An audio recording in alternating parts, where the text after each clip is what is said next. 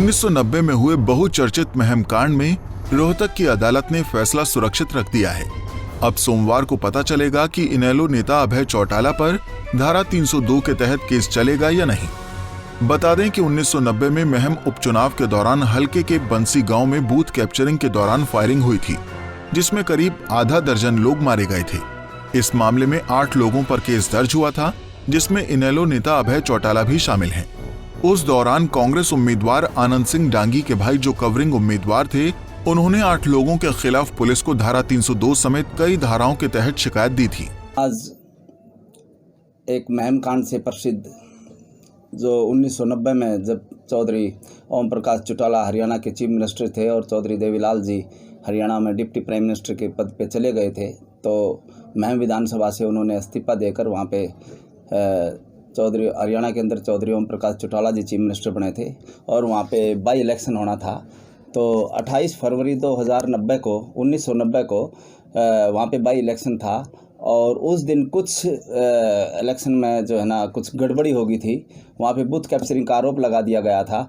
तो अगले दिन वहाँ पे 8 गांव के महम के 8 गांव के अंदर रीपोल हुआ था। उन पोल के अंदर जो बैसी गांव था, बैसी गांव के अंदर एक कोई घटना हुई थी, वहाँ पे कुछ मुठभेड़ के अंदर कुछ आदमी मारे गए थे। तो उसमें जो आनंद दांगी इलेक्शन लड़ रहा था, उसका जो धर्मपाल भाई था, वो कवरिंग कैंडिडेट था धर्मपाल दांगी, और उसने वहाँ पे एक FIR लिखवाई कि उसके अंदर वहाँ पे 5-6 आदमी मारे गए, जिसमें अभय सिंह चौटाला का नाम लिखवाया उसने FIR के अंदर, DIG शमशेर सिंह का लिखवाया, एक ASP थे सुरेश चंद्र उसका लिखवाया, एक सुखदेव राणा DSP थे उनका लिखवाया, और 3-4 आदमी और थे, बाई नेम उनकी FIR लिखवाई। और वो कांड उस दिन से आज तक उस पर कोई भी कार्रवाई नहीं हुई। उन्होंने ऐसा लिखवाया। तो उसका भाई एक रामफल था, उसके अंदर हरि सिंह मरा हुआ था। हरि सिंह जो उसके अंदर मारा गया था, उसका भाई उसमें रामफल सब इंस्पेक्टर था पुलिस के अंदर। वो 2015 में रिटायर होने के बाद उसने एक अभय सिंह के खिलाफ 302 की क्रिमिनल कंप्लेंट महम कोर्ट के अंदर डाल दी कि 27 साल के बाद, कि 27 साल तक जो मेरा भाई मरा था उसके खिलाफ कोई भी कार्रवाई नहीं हुई। तो महम कोर्ट में 2017 के अंदर उन्होंने क्रिमिनल रिवीजन डाली और 2018 के अंदर महम कोर्ट ने उसको डिसमिस कर दिया। उसके बाद 2018 अगस्त में उन्होंने सेशन कोर्ट में उनके खिलाफ रिवीजन डाली। जो रिवीजन आज सेशन कोर्ट में चल रही थी और आज उसकी फाइनल आर्गूमेंट थी ऑनरेबल जज मिस रितु वाई के बहल की जज में आज आर्गूमेंट हुई है।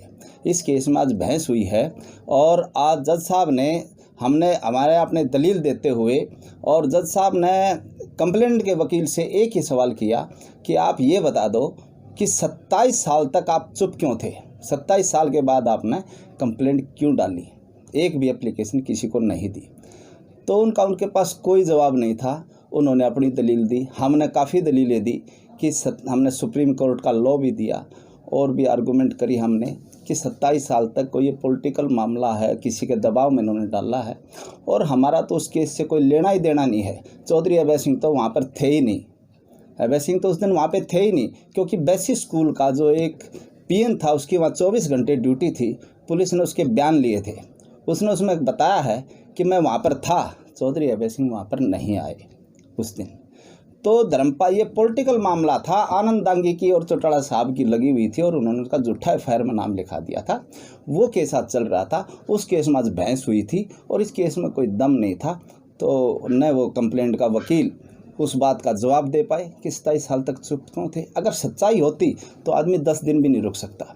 इसलिए आज उस केस की बहस हुई, हमने पूरी पैरवी करी, हमने अपनी सारी दलीलें दी कि हमारे खिलाफ झूठा है, सारी एविडेंस दी हमने, सुप्रीम कोर्ट का लॉ भी दिया। अभी क्या रिजल्ट रहा? आज जज साहब ने ऑर्डर सुनाना था 4 बजे, लेकिन किसी वजह से वो नहीं सुना पाए, इसलिए उन्होंने मंडे 25 जनवरी को ऑर्डर सुनाएंगे, 25 जनवरी तक को होल्ड कर दिया है। मामले में 1990 से लेकर 2015 तक कोई भी कार्रवाई न होने पर मृतक शेर सिंह के भाई रामफल ने केस की सुनवाई की दोबारा से याचिका लगाई थी, जिस पर रोहतक के एडिशनल सेशन जज की कोर्ट में बहस पूरी हो चुकी है। लेकिन जज रितु वाई के बहल ने फैसला सोमवार तक सुरक्षित रखा है। अब सोमवार को फैसला आने के बाद ही पता चल पाएगा कि इनेलो नेता अभय सिंह चौटाला पर IPC की धारा 302 के तहत हत्या का मामला चलेगा या नहीं। रोहतक से दीपक भारद्वाज, पंजाब केसरी टीवी।